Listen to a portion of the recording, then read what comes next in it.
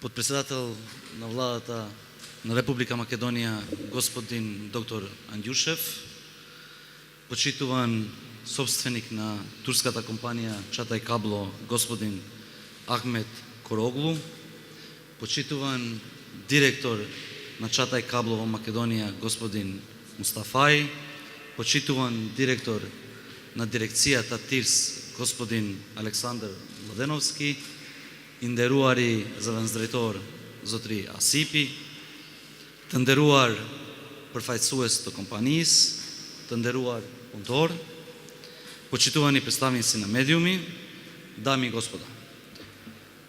Првично дозволете да ве поздравам и да го изразам своето задоволство што сме дел од еден свечен момент, а тоа е одбележувањето на официјалниот почеток со работа на Чатај Кабло, која за мене представува резултат на стабилните и предвидливите политики на ова влада, која со закон, наместо со договори во 4 очи, ја испланира и ја реализира поддршката за новите странски и домашни инвестиции.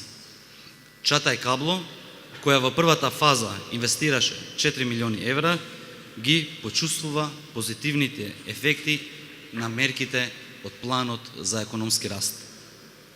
Покрај ова, компанијата Чатај Кабло е позната и како добавувач на белгискиот производител на автобуси Van Hool, кој е веќе присутен во зоната, а тоа говори за мултиплицирање на ефектот од странските инвеститори и зголемување на додадената вредност.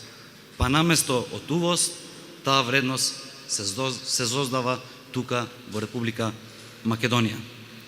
Радува податокот што ова инвестиција е уште еден доказ дека инвестицијскиот циклус од Турција продолжува, која во последниве 10 години се позиционираше во првите 10 земји инвеститори во Република Македонија. Причините за тоа ги гледам во традиционално добрите трговски односи меѓу нашите две земји, како и во економскиот и инвестиционен потенцијал на ова земја, која првпат посакуван инвеститор во Република Македонија. За крај на компанијата Чатај Кабло и посакувам успешен почеток на производствените активности кај нас, со желба со своите бизнис резултати да биде сервис на бизнисот, бидејќи само така ќе успееме да ја реализираме целта за равномерен економски развој и подобар живот за сите, што представува и една од главните владини определби. En sonunda başarılarınızı devamını dilerim.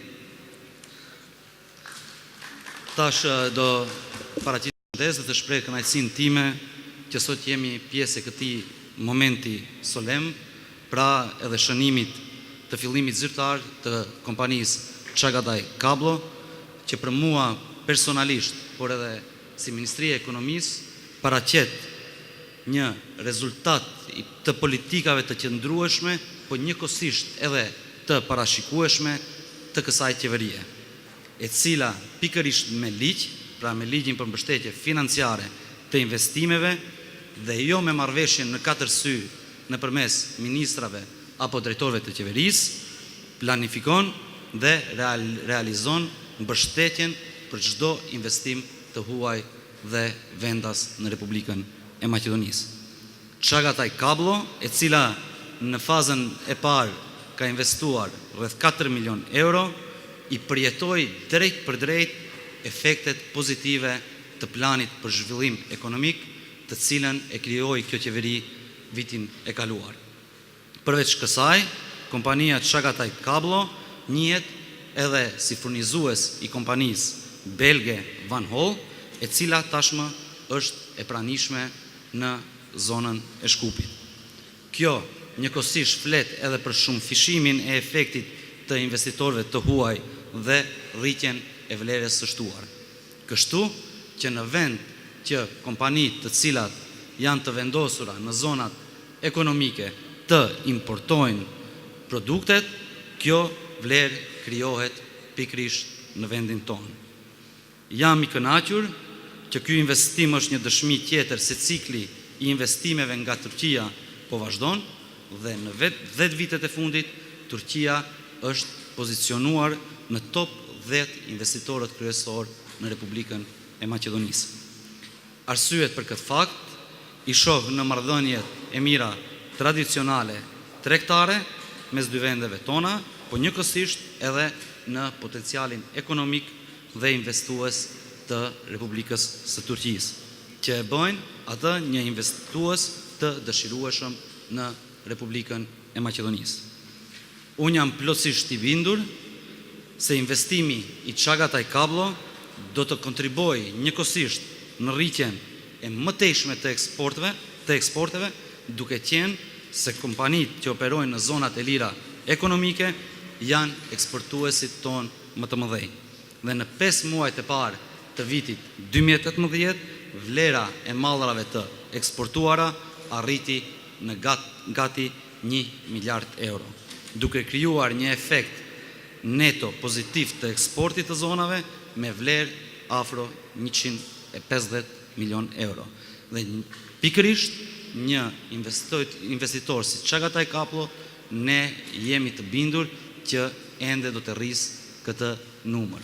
Pra, eksporti në krahasim me importin nga zonat e lira ekonomike anë mban Maqedonisë do të shënoj rritje të konsiderueshme. Për fund, do t'i dëshiroj Çagataj Kablos punë të mbarë në Republikën e Maqedonisë dhe shpresoj që së shpejti do të planifikojnë dhe do të mendojnë edhe për rritjen e kapaciteteve të tyre këtu në vend. Njëkohësisht, punëtorëve të Çagataj Kablo u dëshiroj punë të mbarë dhe shpresoj që ato do të jenë pikërisht ata më të kënaqurit nga ky investim në Republikën e Maqedonisë. Ju faleminderit.